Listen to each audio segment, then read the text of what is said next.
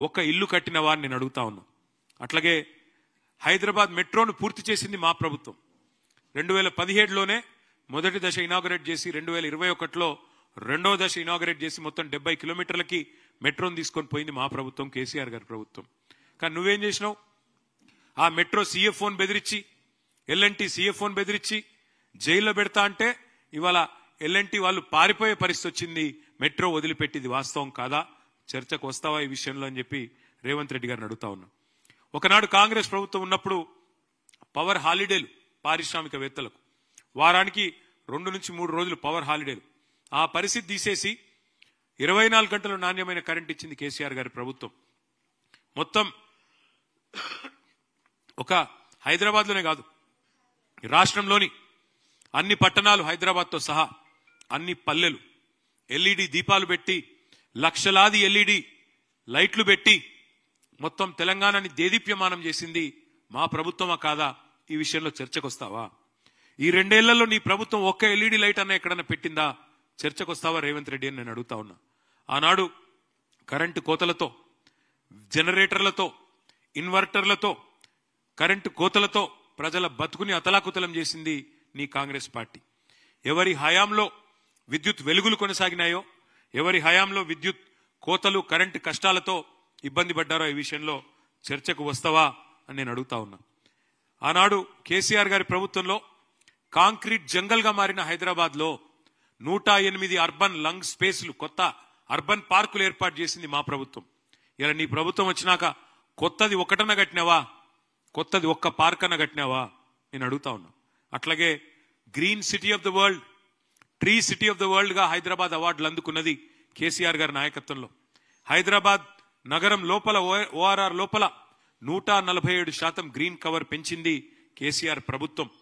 ప్రతి మున్సిపాలిటీలో ఒకటి కాదు, పలు నర్సరీలు పెట్టి, ప్రతి గ్రామంలో నర్సరీలు పెట్టి భారతదేశంలోనే అత్యధికంగా 16,000 నర్సరీలు ఉన్న రాష్ట్రం తెలంగాణ. కేసీఆర్ గారి నాయకత్వంలో నీ ప్రభుత్వం వచ్చినాక ఒక్క నర్సరీ పెట్టినావా? కొత్తగా చర్చకు వస్తావా? నేను అడుగుతా ఉన్నా. అట్లాగే అసలు కొత్త చెట్లు పెట్టడం కాదు, ఉన్న చెట్లను నరికేసి 10,000 కోట్లకు కకృతిబడి హైదరాబాద్ సెంట్రల్ యూనివర్సిటీలో అక్కడ ఉండే జీవ వైవిధ్యాన్ని విధ్వంసం చేసిన దుర్మార్గుడివి నువ్వు కాదా? హైదరాబాద్ సెంట్రల్ యూనివర్సిటీ విద్యార్థులు తిరగబడితే ఆఖరికి సుప్రీంకోర్టు చెప్పేదాకా నీకు బుద్ధిరాని మాట వాస్తవం కాదా రేవంత్ రెడ్డి అని నేను అడుగుతా ఉన్నా. ఐటీ ఎక్స్పోర్ట్లు మేము వచ్చినాడు 2014లో 57,000 కోట్లు, మేము దిగిపోయిన నాడు 2,41,000 కోట్లు. 3 లక్షలు ఉన్న ఉద్యోగాలను, ఐటీ ఉద్యోగాలని 9.5 లక్షలకు పెంచింది కేసీఆర్ గారి ప్రభుత్వం. 24,000 కొత్త కంపెనీలు తెచ్చాం, 24 లక్షల ఉద్యోగ అవకాశాలు సృష్టించాం. నువ్వెన్ని నిజమైన పెట్టుబడులు తెచ్చావో, నువ్వెన్ని పారిపోయేలాగా చేసినావో, నీ బాధ తట్టుకోలేక ఎంతమంది పారిశ్రామికవేత్తలు మీరు తలలకు తుపాకులు పెడుతుంటే పారిపోతున్నారో ఈ విషయంలో చర్చకు సిద్ధమా అని చెప్పి రేవంత్ రెడ్డిని నేను అడుగుతా ఉన్నా. కేసీఆర్ గారి నాయకత్వంలో ఇవాళ నువ్వు రోజు లేస్తే కూర్చుంటున్నా కమాండ్ కంట్రోల్ సెంటర్ కట్టి 10 లక్షల సీసీ కెమెరాలు పెట్టి హైదరాబాద్ లో one of the most safest cities గా తీర్చిదిద్దింది కేసీఆర్ గారి నాయకత్వం మా ప్రభుత్వంలో. మరి నువ్వు వచ్చిన తర్వాత ఇవాళ 41% క్రైమ్ రేటు సైబరాబాద్ లో పెరిగింది. హైదరాబాద్ కమిషనరేట్ పరిధిలో 60% పెరిగింది.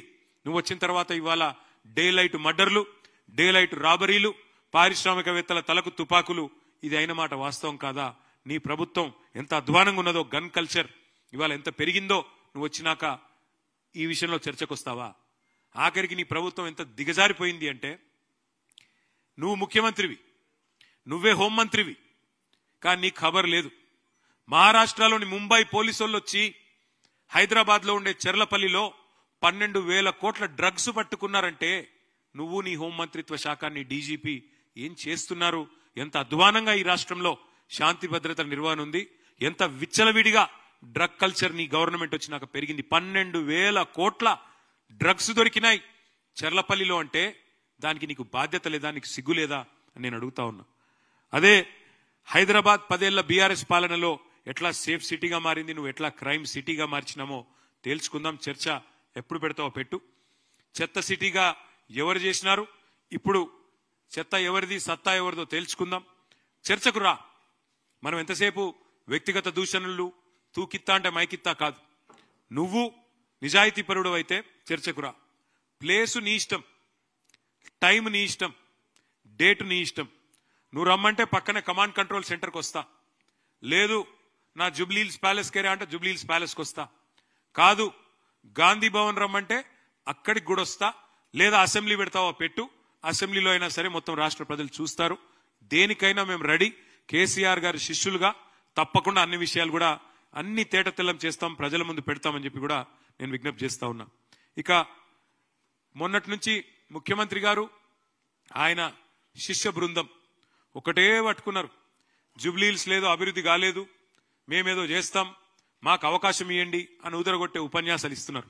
అందుకే జూబ్లీహిల్స్ లో 10 ఏళ్లలో కేసీఆర్ గారి నాయకత్వంలో స్వర్గీయ మాగంటి గోపీనాథ్ గారు ఎమ్మెల్యేగా ఉన్నప్పుడు నేను మున్సిపల్ మంత్రిగా, మా సహచర మంత్రివర్యులు ఆనాడు సనత్ నగర్ శాసనసభ్యులు అన్న శ్రీనివాస్ యాదవ్ గారు, అట్లాగే మా పద్మరావు గారు, మా మహమూద్ అలీ గారు, మేమందరం కలిసి హైదరాబాద్ లో ముఖ్యంగా జూబ్లీహిల్స్ లో ఏం చేసినామో, ఎందుకంటే ఎప్పుడైనా జవాబుదారీతనంతో ఏ పార్టీ అయినా ఉండాలి. ఇవాళ మేము ఈ రిపోర్ట్ ప్రజల ముందు పెడుతున్నాం, మీడియా ద్వారా ప్రజల ముందు పెడుతున్నాం. ఈ రిపోర్ట్ ఇంటింటికి కూడా పంపిస్తాం. ఇందులో తప్పులుంటే దయచేసి మీడియాను కూడా నేను అడుగుతా ఉన్నా, ఎత్తి చూపండి. తప్పులుంటే మేము దేనికైనా మేము రెడీ అని కూడా నేను చెప్తా ఉన్నా. We will start the presentation. ఇప్పుడు ప్రెజెంటేషన్ స్టార్ట్ చేస్తాం. 2014 నుంచి 23 వరకు, అంటే మేము 9.5 ఏళ్లు ప్రభుత్వంలో ఉన్నాం. దాన్ని ఏ రకంగా ముందుకు తీసుకొని పోయినామో నేను చెప్పే ప్రయత్నం నేను చేస్తాను. మొత్తం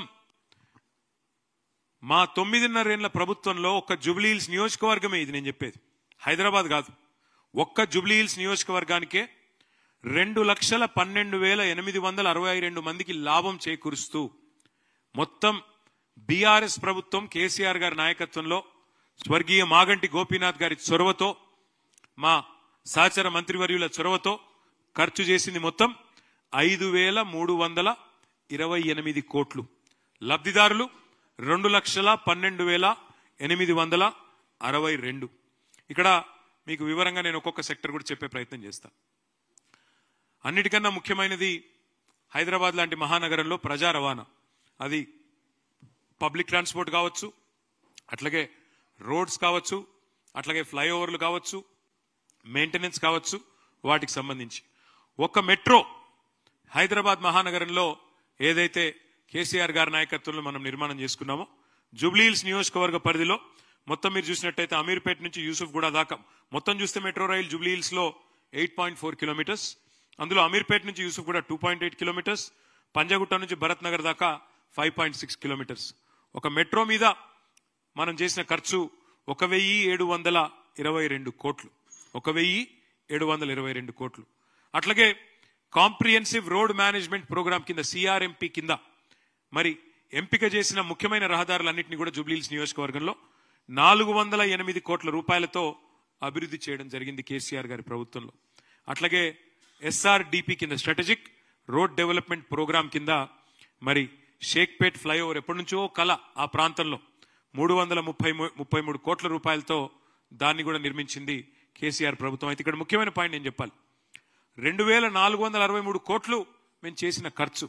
కానీ మీరు గుర్తుపెట్టుకోవాల్సిన ముఖ్యమైన పాయింట్ ఏంటి అంటే, ప్రతి దానికి కూడా ఒక ఇన్వెస్ట్మెంట్, ఒక రూపాయి ప్రభుత్వం పెడితే దానివల్ల ఒనగూరిన ప్రయోజనం ఎంత అనేది ఆలోచించాలి. మెట్రో నిర్మాణం వల్ల సేవ్ అయిన డబ్బులు ఎంత, సేవ్ అయిన కాలుష్యం ఎంత, లేకపోతే ప్రైవేట్ వాహనాల్లో తిరిగితే ఎంత ఇబ్బంది అయ్యేది, ఎంత కాలుష్యం పెరిగేది, దాంతోపాటు ప్రజలకు ఆదా అయిన డబ్బులు ఎంత.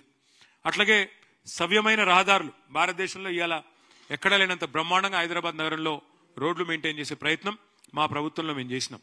దానివల్ల సేవ్ అయింది ఎంత కూడా ఆలోచన చేయాల్సిన అవసరం ఉన్నది. అట్లాగే మా ప్రభుత్వంలో ప్రజారోగ్యానికి పెద్ద ప్రాధాన్యతనిచ్చాం, ఇచ్చి అద్భుతంగా పనిచేశాం. స్వాతంత్రం వచ్చిన నాటి నుంచి హైదరాబాద్ లో ఉన్నది గాంధీ దవాఖానా, ఉస్మానియా దవాఖానా, ఓల్డ్ సిటీకి పోతే పెట్లబుర్జు తప్ప కొత్త దవాఖానాలు కాదు, ఒక నిమ్స్, ఇవి తప్ప లేవు. కేసీఆర్ గారి నాయకత్వంలో అప్పుడు కరోనా మహమ్మారి వచ్చిన తర్వాత ఆ రోజు మా కేబినెట్ లో నిర్ణయం తీసుకొని హైదరాబాద్ లో 4 టిమ్స్ హాస్పిటల్స్ కు శ్రీకారం చుట్టినాం, Telangana institute of medical sciences. అందులో ఇవాళ వెంగళరావు నగర్ డివిజన్ లో ఉండే మరి ఎర్రగడ్డ ప్రాంతంలో జూబ్లీహిల్స్ నియోజకవర్గంలో 900 కోట్ల రూపాయలతో టిమ్స్ హాస్పిటల్ పెట్టినాం. ఈ టిమ్స్ హాస్పిటల్ చివరి దశలో ఉన్నది. ఇది పూర్తయిన తర్వాత యూసుఫ్ గూడ, రేమత్ నగర్, ఎర్రగడ్డ, బోరబండ, అదేవిధంగా పక్కనే ఉండే సనత్ నగర్ నియోజకవర్గం, అవతల పక్కన ఉండే కుకట్పల్లి నియోజకవర్గం 3 నియోజకవర్గాల ప్రజలకి, పక్కనే ఉండే కుత్బుల్లాపూర్ నియోజకవర్గానికి కూడా 4 నియోజకవర్గాల ప్రజలకి ఒక పెద్ద దిక్కుగా 1000 పడకలతో టిమ్స్ హాస్పిటల్ కట్టింది కేసీఆర్ ప్రభుత్వం కాదా? దానికైన ఖర్చు 900 కోట్లనే మాట వాస్తవం కాదా? అట్లాగే మనం మీరు గమనించినట్టయితే కోవిడ్ అప్పుడు ఒక్క జూబ్లీహిల్స్ నియోజకవర్గంలోనే మరి ఉచిత వ్యాక్సినేషన్ కి దాదాపు 14 కోట్లు ఖర్చు పెట్టాం. దానికి కూడా 34,712 మందికి వ్యాక్సినేషన్ కూడా ఇచ్చుకున్నాం. అట్లాగే సీఎం రిలీఫ్ కింద ఒక 2.68 crores కూడా మరి ఆరోగ్యం కోసం నేను చెప్పేది శాంక్షన్ అయినాయి. దాంతో పాటు ఆరోగ్యం విషయంలో ఇంకా కూడా ఆరోగ్య లక్ష్మి పథకం కింద ఒక 98 లక్షలు, కేసీఆర్ కిట్ కింద 3,340 మంది లబ్ధిదారులకి 73 లక్షలు, న్యూట్రిషన్ కిట్ల కింద 14 లక్షలు, కంటి వెలుగులో 23,595 లబ్ధిదారుల కోసం 55 లక్షలు, మొత్తం నగరం అంతా 350 బస్తీ దవాఖానాలు పెడితే ఒక్క జూబ్లీహిల్స్ లో 13 బస్తీ దవాఖానాలు పెట్టింది కేసీఆర్ గారి ప్రభుత్వం. గల్లీల్లో బస్తీల్లో ఉండే పేదలకు సుస్థి చేస్తే బస్తీ దవాఖానాలు పెట్టాలన్న ఆలోచన కూడా గతంలో ఎన్నడూ కాంగ్రెస్ చేయలేదు. వాటిని ఏర్పాటు చేసింది. మొత్తం ప్రజారోగ్యం మీద ఖర్చు పెట్టిన సొమ్ము 919 కోట్లన్న విషయం నేను మీకు గుర్తు చేస్తా ఉన్నా. ఇక్కడ మళ్ళీ చెప్తా ఉన్నా, నేను ఒక్కొక్క రూపాయి ప్రైవేట్ ఆసుపత్రులకు పోతే ఎంత ఖర్చు అయ్యేది పేదవాళ్ళకి. అదే వ్యాక్సినేషన్ కి కోవిడ్ టైంలో ఎంత హరాస్మెంట్ ఉండే, ఎంత ఎక్స్ప్లాయిటేషన్ ఉండే మీకు తెలుసు. అవన్నీ సేవ్ చేసి వాళ్ళ పేదలకు అండగా నిలబడ్డది కేసీఆర్ గారి ప్రభుత్వం. అక్కడ ఖర్చు అయింది 919 కోట్లు కావచ్చు, కానీ నిజంగా జరిగిన లాభం చూసుకుంటే దానికి 10 రెట్లు ఎక్కువ లాభం జరిగిందనే మాట కూడా నేను గుర్తు చేస్తా ఉన్నా. 1,00,000 డబుల్ బెడ్రూమ్లు ఒక హైదరాబాద్ పరిధిలో మేము కట్టినాం. ఒక్కొక్క నియోజకవర్గానికి 3,600 మంది లబ్ధిదారులు. ఎందుకంటే 24 నియోజకవర్గాలు మొత్తం గ్రేటర్ హైదరాబాద్ పరిధిలో ఒక్కొక్క నియోజకవర్గానికి 3,600 మంది లబ్ధిదారులను ఎంపిక చేసి వారికి అందజేసినాం. మొత్తం కలిపి ఒక్క జూబ్లీహిల్స్ నియోజకవర్గానికే 324 కోట్లకు అక్కడ మా గోపీనాథ్ గారు, మా తలసాని గారు అక్కడ రేమత్ నగర్ లో కట్టిన ఇండ్లు వాటిని ఇనాగరేట్ చేసినారు. మిగతా వాళ్ళకి కొల్లూరులో ఇంకా వేరే చోట్ల కూడా ఆ 3,600 మంది లబ్ధిదారులకి మేము అందించిన వ్యవహారం. అయితే ఇక్కడ ఒక ముఖ్యమైన పాయింట్ నేను చెప్పాలా.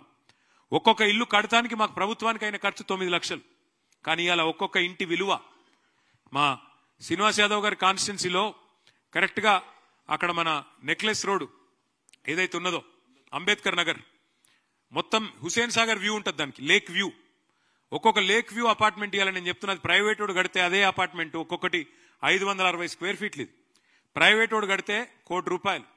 ఇవాళ మీరు రేమత్ నగర్ లో నీ అపార్ట్మెంట్ విలువ కూడా ప్రభుత్వానికైన ఖర్చు మాత్రమే పెట్టినాను. అక్కడ 324 కోట్లు ప్రభుత్వానికైన ఖర్చు. కానీ దాని యాక్చువల్ విలువ తీసుకుంటే దానికి కనీసం 10 రెట్లు ఉంటుంది. అంటే ఈరోజు కొల్లూరులో ఒక్కొక్క డబుల్ బెడ్రూమ్ ఇల్లు 30-40 లక్షలు విలువ చేస్తుంది. రేమత్ నగర్ లో ఇప్పుడు ఆ ఇల్లు ఒక్కొక్క దాని విలువ 30 లక్షలు. అంటే ఎంత సంపద పేదవాళ్ళకు అందించే ప్రయత్నం కేసీఆర్ గారి ప్రభుత్వం చేసిందో మీకు చెప్పే ప్రయత్నం నేను చేస్తా ఉన్నా. ఒక్క జూబ్లీహిల్స్ నియోజకవర్గంలో డబుల్ బెడ్రూమ్ ఇళ్లకు మాత్రమే మేము పెట్టిన ఖర్చు 324 కోట్లు అనే మాట నేను మీకు తెలియజేస్తా ఉన్నా. అట్లాగే మరి సామాజిక సంక్షేమం, ఆసరా పెన్షన్లు మొత్తం కలిపితే 25,905 మంది లబ్ధిదారులు. అందులో వృద్ధులున్నారు, వితంతువులు ఉన్నారు, ఇంకా ఇతర కుల వృత్తుల వాళ్ళు ఉన్నారు. మొత్తం కలిపితే ఒంటరి మహిళలు ఉన్నారు. 564 కోట్ల రూపాయలు కేసీఆర్ గారి ప్రభుత్వంలో ఆసరా పెన్షన్ల కింద ఒక్క జూబ్లీహిల్స్ నియోజకవర్గంలో అందజేసిన మొత్తం. షాదీ ముబారక్ కళ్యాణ్ లక్ష్మి, ఇల్లు కట్టి చూడు పెళ్లి చేసి చూడు అంటారు పెద్దలు. అంటే లగ్గం చేస్తే ఆ కుటుంబం మారిపోతుంది, అప్పుల పాలైపోతుంది అనే ఉద్దేశం కోసం ఎంత కష్టమో చెప్పేందుకు ఆ మాట అన్నారు. ఇవాళ ఒక స్కీము తెచ్చి ఎన్ని పేద కుటుంబాలకు అండగా నిలబడి ఆ కుటుంబంలో ఉండే ఆడపిల్లకి గౌరవంగా పెళ్లి చేసే పరిస్థితి తెచ్చింది కేసీఆర్ గారు. ఖర్చు పెట్టింది 63 కోట్లే కావచ్చు, కానీ దానివల్ల జరిగిన లాభం ఎంత, ఆ కుటుంబాలకు వచ్చిన ధీమా ఎంత ఆలోచించమని కోరుతా ఉన్నా. ఒక్క జూబ్లీహిల్స్ నియోజకవర్గంలో 63 కోట్లు 6,320 మంది లబ్ధిదారులకి కళ్యాణ లక్ష్మి షాదీ ముబారక్ ద్వారా అందించింది కేసీఆర్ గారి ప్రభుత్వం. బతుకమ్మ చీరలు ఒక్క జూబ్లీహిల్స్ నియోజకవర్గంలో 45.25 కోట్లు, 45,25 లక్షల ఇవాళ బతుకమ్మ చీర బంధు, రంజాన్ తోఫా బంధు, కేసీఆర్ కిట్టు బంధు, అట్లాగే క్రిస్మస్ గిఫ్ట్ కూడా బంధు. అది రేవంత్ రెడ్డి గారి కాంగ్రెస్ ప్రభుత్వం యొక్క గొప్పతనం. ఇక ఇంకా సామాజిక కార్యక్రమాలు తీసుకుంటే దళిత బంధు 106 మంది లబ్ధిదారులు జూబ్లీహిల్స్ నియోజకవర్గంలో వారికి అందించింది 10.6 కోట్లు, ఒక్కొక్కరికి 10 లక్షల రూపాయలు అందించింది కేసీఆర్ ప్రభుత్వం. బీసీ బంధు దాని కింద 6 కోట్లు, 605 మంది లబ్ధిదారులకు 6 కోట్లు అందించడం జరిగింది. రంజాన్ క్రిస్మస్ వేడుకల కోసం 1,11,610 మంది లబ్ధిదారులు క్రిస్మస్ గిఫ్ట్, రంజాన్ తోఫా, అట్లాగే వేడుకల కోసం ఇఫ్తార్ల కోసం మొత్తం కలిపి 14 కోట్లు ఖర్చు చేయడం జరిగింది. అన్నపూర్ణ క్యాంటీన్లు హైదరాబాద్ లో ఉండే గరీబోళ్లకు, హైదరాబాద్ లో ఉండి 3 పూటలు పనిచేసుకునే కార్మికుల కోసం ప్రవేశపెట్టిన అద్భుతమైన పథకం అన్నపూర్ణ. దానికి మా పార్టీ నాయకుల పేర్లు పెట్టుకోలేము, అన్నపూర్ణ అని పెట్టినాం, దేవత పేరు పెట్టినాం. రేవంత్ రెడ్డి వచ్చినాక అన్నపూర్ణ కూడా తీసేసి దాని పేరు ఇందిరమ్మ క్యాంటీన్ అని పెట్టుకున్నాడు. పేరు మార్చిండు తప్ప అక్కడ మారిందేమీ లేదు. ఇంకా అన్నం క్వాలిటీ దెబ్బతిన్నది. దానికి కూడా ఖర్చు పెట్టింది 2 కోట్ల రూపాయలు ఒక్క జూబ్లీహిల్స్ కాన్స్టిట్యున్సీలో మాత్రమే. మొత్తం ఆ రకంగా సంక్షేమానికి ఒక్క జూబ్లీహిల్స్ నియోజకవర్గంలో ఖర్చు పెట్టింది 705 కోట్లు. లబ్ధిదారులు 1,44,694 మంది అని చెప్పి నేను మీకు విజ్ఞప్తి చేస్తా ఉన్నా. అట్లాగే విద్య, ఎడ్యుకేషన్ చాలా ఇంపార్టెంట్ సబ్జెక్ట్. ఇక ఇది మీ జూబ్లీహిల్స్ నియోజకవర్గంలోని టిమ్రిస్ స్కూల్. ముస్లిం ఆడపిల్లల కోసం, ముస్లిం మగపిల్లల కోసం 204 స్కూల్స్ పెట్టింది కేసీఆర్ ప్రభుత్వం. అందులో ఇది జూబ్లీహిల్స్ నియోజకవర్గంలోని టిమ్రిస్ స్కూల్. ఇక్కడ దీని ఒక్కదాని కోసమే ఇవాళ మీరు చూసినట్టయితే అట్లాగే అక్కడ ఉండే మిగతా ఎస్సీ, ఎస్టీ, బీసీ, మైనారిటీ గురుకుల పాఠశాలల నిర్వహణ కోసం జూబ్లీహిల్స్ లో ఖర్చు చేసింది 51 కోట్ల రూపాయలు. అక్కడ హిందువులు ఉన్నారు, ముస్లింలు ఉన్నారు, క్రిస్టియన్లు ఉన్నారు, దళితులు ఉన్నారు, గిరిజనులు ఉన్నారు, అన్ని కులాలు అన్ని మతాల వాళ్ళు ఉన్నారు. సెంటర్ ఫర్ దళిత్ స్టడీస్ భారతదేశంలో ఎక్కడా లేదు. అద్భుతమైన బిల్డింగ్ 36 కోట్ల అంచనా వ్యయంతో బోరబండలో బ్రహ్మాండంగా 95% వరకు మేము పూర్తి చేసినాం. మహానుభావుడు డాక్టర్ బాబాసాహెబ్ అంబేద్కర్ నిలువెత్తు విగ్రహం కూడా పెట్టుకున్నాం. మొత్తం దళితుల స్థితిగతుల మీద అధ్యయన కేంద్రాన్ని కూడా చాలా చక్కగా 36 కోట్లతో నిర్మాణం చేసి హైదరాబాద్ లో ఉన్న ఒకే ఒక్క సెంటర్ ఇది, centre for Dalit studies in Borabanda. దాన్ని కూడా నిర్మాణం చేసుకున్నాం. అట్లాగే 2 అంగన్వాడీ కేంద్రాలు కూడా మనం నిర్మాణం చేసుకున్నాం. దానికైన ఖర్చు 49 లక్షలు. మొత్తం కలిసి ఓన్లీ మౌలిక సదుపాయాల కల్పన కోసం పాఠశాలల్లో చేసిన ఖర్చు 87 కోట్లు. అట్లాగే మరి ఇంకా ఇతర రంగాల్లో చూసినట్టయితే మనం హైదరాబాద్ లో ఒక ఫంక్షన్ చేసుకోవాలంటే, ఒక ఫంక్షన్ హాల్ తీసుకోవాలంటే రోజుకు 1,00,000-2 లక్షలు ఖర్చు అవుతుంది. అందుకే మల్టీపర్పస్ కమ్యూనిటీ హాల్ కట్టింది కేసీఆర్ ప్రభుత్వం జీహెచ్ఎంసీ ఆధ్వర్యంలో. దానికోసం 17,30,00,000 రూపాయలు మనం ఇక్కడ ఓన్లీ జూబ్లీహిల్స్ నియోజకవర్గంలో ఖర్చు పెట్టడం జరిగింది. అక్కడే మన రేమత్ నగర్ లో ఇంకా ఇతర డివిజన్లలో వాటిని ఖర్చు పెట్టినాం. ఇక ఇతర నిర్మాణాలు కమ్యూనిటీ హాల్స్ ఇతరత్ర వాటికి ఒక 18 కోట్ల స్వర్గీయ గోపీనాథ్ గారి నాయకత్వంలోనే చేసుకున్నాం. ఎల్ఈడి లైట్స్ నిర్వహణ కోసం 5 కోట్లు, సీసీ కెమెరాల కోసం 2.7 కోట్లు. ఇవన్నీ కేవలం జూబ్లీహిల్స్ నంబర్లు, నేను చెప్పేది జూబ్లీహిల్స్ కాన్స్టిట్యుయెన్సీ నంబర్లు మాత్రమే అని చెప్పి నేను మీకు విజ్ఞప్తి చేస్తా ఉన్నా. అట్లాగే ఎలక్ట్రిసిటీ, కేసీఆర్ గారి ప్రభుత్వం రాకముందు మరి ఎట్లా ఉండే ఎలక్ట్రిసిటీ పరిస్థితి హైదరాబాద్ లో మీకు తెలుసు. ఎంత అధ్వానంగా, అసలు రోజుకి 9 గంటలు పవర్ కట్స్. హైదరాబాద్ లో ఏదైనా అపార్ట్మెంట్ పోతే డీజిల్ గబ్బురాని అపార్ట్మెంట్ ఉండకపోతుండే, జనరేటర్లు ఎక్కడికక్కడ లేకపోతే అక్కడ లిఫ్ట్ కూడా నడవని పరిస్థితి. జనరేటర్లు లేకుండా, ఇన్వర్టర్లు లేకుండా అద్భుతంగా సంవత్సరం లోపలనే హైదరాబాద్ ని కాంతిమయం చేసింది. 24 గంటల కరెంటు తెచ్చింది కేసీఆర్ గారి నాయకత్వం. అందులో భాగంగా హైదరాబాద్ ని ఒక ట్రాఫిక్, ఒక ఎలక్ట్రిసిటీ ఐలాండ్ గా, అంటే 3 వైపులా ఎక్కడికక్కడ మొత్తం హైదరాబాద్ గా బయట దేశంలో ఎక్కడ కరెంటు పోయినా గానీ హైదరాబాద్ లో మాత్రం ఒకవైపు గ్రిడ్ ఫెయిల్ అయినా మరొక వైపు నుంచి అందుకునే విధంగా హైదరాబాద్ ను ఒక ఐలాండ్ గా క్రియేట్ చేసి మరి అద్భుతంగా 24 గంటల సరఫరా అందించింది కేసీఆర్ గారి నాయకత్వం.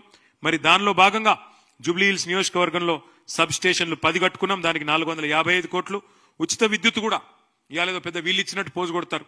నాయి బ్రాహ్మణులకు, రజకులకు, చిన్న చిన్న సెలూన్లకు, లాండ్రీ షాపులకు, దళితులకు, గిరిజనులకు 200 యూనిట్ల దాకా ఫ్రీ కరెంట్ ఏదైతే అందజేశామో దానికైన ఖర్చు ఒక 50 కోట్లు. మొత్తం చూస్తే 505 కోట్లు ఎలక్ట్రిసిటీ మీద ఖర్చు పెట్టుకున్నాం జూబ్లీహిల్స్ నియోజకవర్గంలో.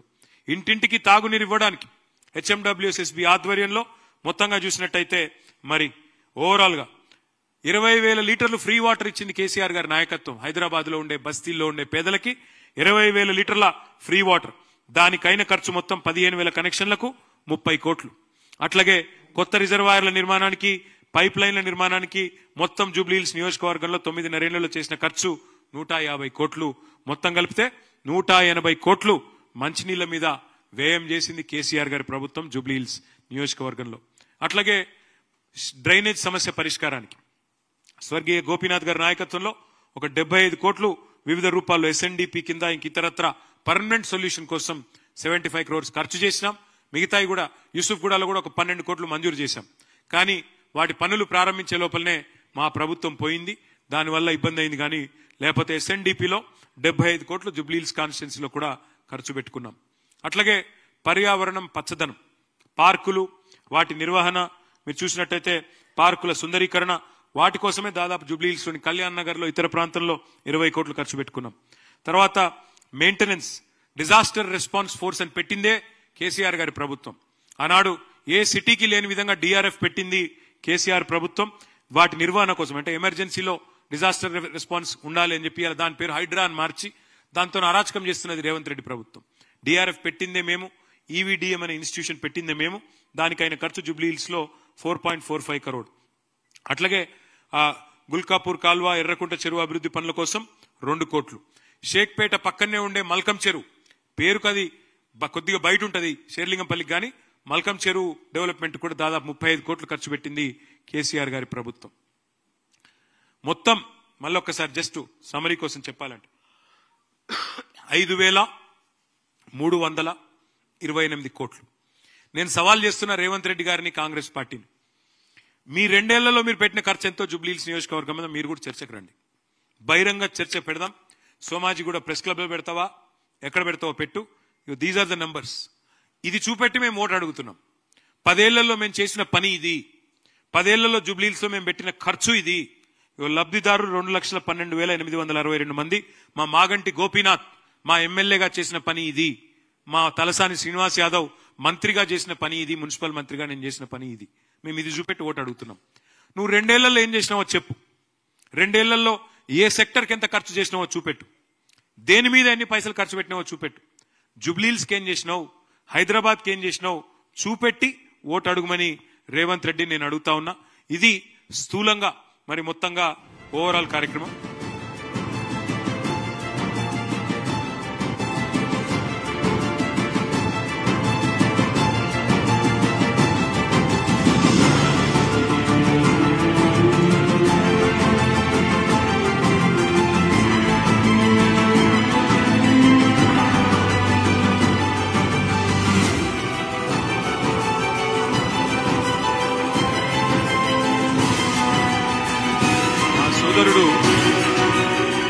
మా సోదరుడు స్వర్గీయ మాగంటి గోపీనాథ్ గారు, మీరు ఏ గల్లీ కన్నవ్వండి జూబ్లీ హిల్స్ లా, ఆయన శిలాఫలకం మీకు కనబడుతుంది. ఏ గల్లీ కన్నవో, ఏ డివిజన్లు అన్నవో, ఏ గల్లీ కన్నవో ఆయన ముద్ర కనబడుతుంది, ఆయన శిలాఫలకం కనబడుతుంది, ఆయన చేసిన ప్రారంభోత్సవాలు, ఆయన చేసిన శంకుస్థాపనలు మీ కళ్ళకు కనబడతాయి. ఇవేవి లేనట్టు, ఇవేవి నిజాలు కావన్నట్టు ఇవాళ డెవలప్మెంట్ అని మాట్లాడుతున్న ముఖ్యమంత్రికి బుద్ధి చెప్పాలని, అట్లాగే జూబ్లీ హిల్స్ నియోజకవర్గ ప్రజలకు కూడా మేము చేసిన ప్రగతిని కూడా వివరిస్తూ వారిని ఓటు అడగాలన్న ఉద్దేశంతోనే ఈ ప్రగతి నివేదిక ఇవాళ పత్రికా మిత్రుల సమక్షంలో మరి ప్రజల ముందు పెడతా ఉన్నాం. ఈ నివేదికని జూబ్లీ హిల్స్ లోని ప్రతి ఇంటికి పంపుతాం. జూబ్లీ హిల్స్ లోని ప్రతి మనిషికి చేరవేస్తాం.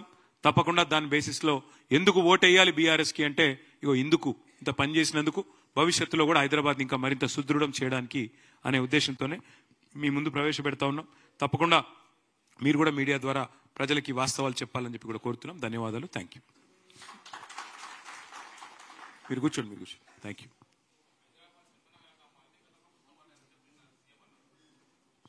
హైదరాబాద్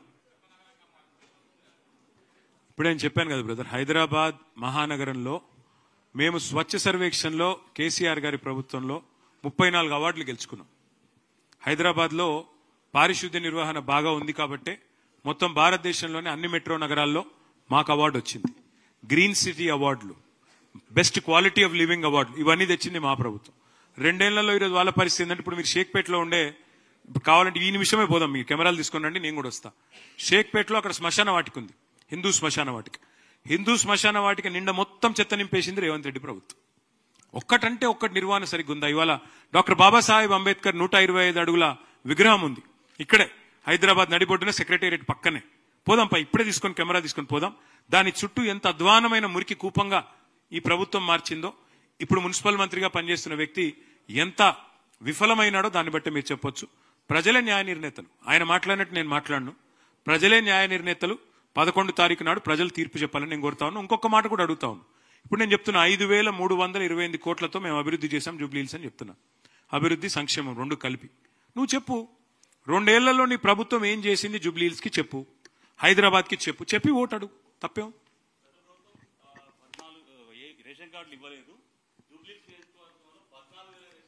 ఇప్పుడు రేవంత్ రెడ్డి గారు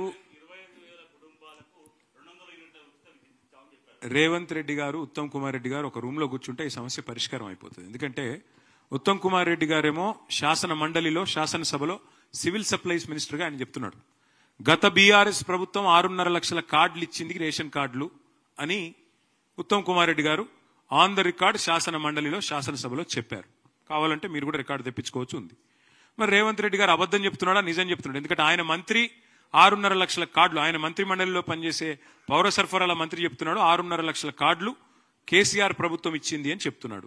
మరి రేవంత్ రెడ్డి అబద్ధం చెప్తుండా, ఆయన మంత్రి అబద్ధం చెప్తున్నా, వాళ్ళిద్దరూ దగ్గర కూర్చొని తేల్చుకుంటే మంచిది. రేషన్ కార్డులు ఇవ్వడం గొప్ప పని అని మేము అనుకోలేదు. అదో గొప్ప ముచ్చట, చాలా ఇంటర్నేషనల్ ముచ్చట, అదే గొప్ప పని, అంతకంటే గొప్ప పని అందుకే మేము దాన్ని చెప్పకుండా చేసేసినాం. రొటీన్ గా అధికారులతో చేసినాం. మా ఎమ్మెల్యేలు కూడా చాలా మందికి అందులో భాగస్వామ్యం కూడా మేము కల్పించలే. రొటీన్ గా మీ సేవ ద్వారా ఇచ్చేసినాం.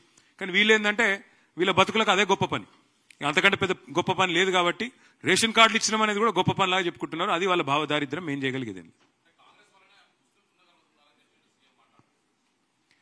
కాంగ్రెస్ నహీ తో ముసల్మాన్ నహీ. నిన్న విన్నాను నేను. ఈ భ్రమలకెళ్లి ముఖ్యమంత్రి గారు ఎంత తొందరగా బయటకు వస్తే, ఆయన అజ్ఞానాన్ని ఎంత తొందరగా వదిలించుకుంటే అంత మంచిది. డాక్టర్ బాబాసాహెబ్ అంబేద్కర్ రాసిన రాజ్యాంగంలో ఆర్టికల్ 25 నుంచి 28 దాకా స్పష్టంగా అందులో రాసినది, ఎవరు ఏ ధర్మాన్ని ఆచరించాలనుకుంటే ఆ ధర్మాన్ని ఆచరించవచ్చు, ఎవరు ఏ మతాన్ని. ఎందుకంటే we are secular country, as per constitution we are secular country. Any secular leader, any secular party first of all should come out of this illusion that because of their party a certain religion exists. BJP లేకపోయినా హిందువులు ఉంటారు, కాంగ్రెస్ లేకపోయినా ముస్లింలు ఉంటారు, ఎవరు లేకపోయినా అందరూ ఉంటారు, భారతదేశం ఉంటుంది. కాబట్టి ఎవరు ఏమనుకున్నా ఒకటి వాస్తవం, ఇవాళ ఇట్లాంటి అడ్డగోలు మాటలు మాట్లాడే ముఖ్యమంత్రికి ఒక మతాన్ని అవమానించినట్టుగా, కాంగ్రెస్ పార్టీ లేకపోతే ముస్లిం లేకపోవడం ఏందండి? అంటే కాంగ్రెస్ పార్టీ పుట్టక ముందు ముస్లిం లేరా? కాంగ్రెస్ పార్టీ ఆల్మోస్ట్ చచ్చిపోయింది, మొత్తం చచ్చిపోయినాక కూడా ముస్లింలు ఉండరా? ఏం మాట్లాడుతున్నాడు ఆయన? కనీసం మెడకాయ మీద తలకాయ నోడైతే కూడా మాట్లాడట్లా. अच्छा यही चीज मैं बस यही कह रहा था कल हमारे जो चीफ मिनिस्टर ने कहा कि कांग्रेस नहीं तो मुसलमान नहीं, मैं बस उनसे इतना ही कहूंगा, बीजेपी नहीं तो हिंदू नहीं करके कोई बोलता है, कांग्रेस नहीं तो मुसलमान नहीं करके यहां के चीफ मिनिस्टर बोलते हैं.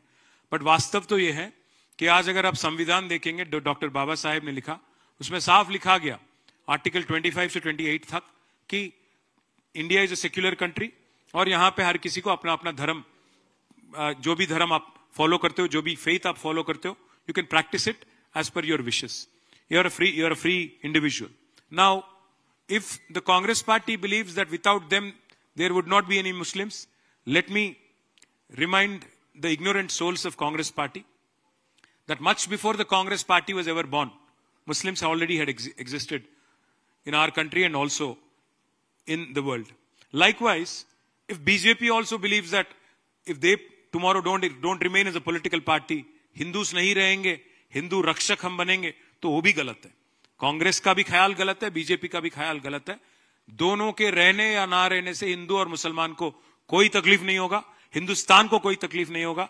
आखिरी में हिंदुस्तान एक सेक्युलर स्टेट है, सेक्युलर कंट्री है, बिल्कुल वो सेक्युलर ही रहेगा, चाहे कोई भी कुछ भी कोशिश कर ले. पहली बात तो मैं डिमांड करता हूं चीफ मिनिस्टर रेवंत रेड्डी को कि पहले आप माफी मांगो. आपकी पार्टी के जो कल ख्याल आपने इजहार सबके सामने खुलेआम आपने किया, इस बात को लेके आप माफी मांगो हर किसी से, क्योंकि ये तो इंसल्ट है. You are insulting an entire community और insulting an entire religion, which is definitely not what is expected of a chief minister. अगर आप माफी नहीं मांगते तो फिर ultimately it's the choice of the people on how they will respond and what they will do in days to come. Thank you. BRS की BJP की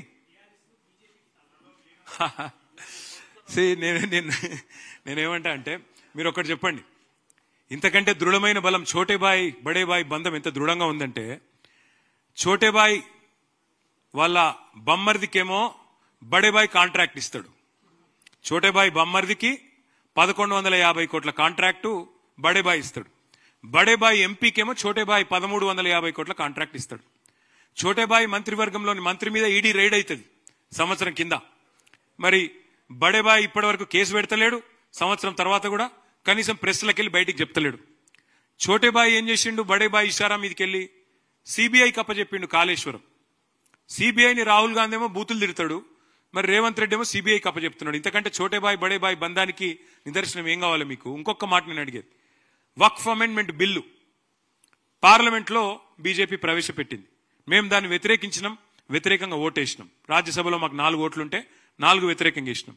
మొత్తం అయినప్పటికీ బీజేపీకి బలం ఉంది కాబట్టి, ఎన్డీఏకి బలం ఉంది కాబట్టి వాళ్ళు బిల్లు పాస్ చేశారు. పాస్ చేసినాక 28 రాష్ట్రాలు ఉంటే భారతదేశంలో ఫస్ట్ గవర్నమెంట్ వక్ఫ్ అమెండ్మెంట్ బిల్లు వెంటనే అమలు చేయాలని జీవో తెచ్చిన ఫస్ట్ గవర్నమెంట్ ఛోటేబాయి గవర్నమెంట్. బడేబాయి బోలే, ఛోటేబాయి లాలియే.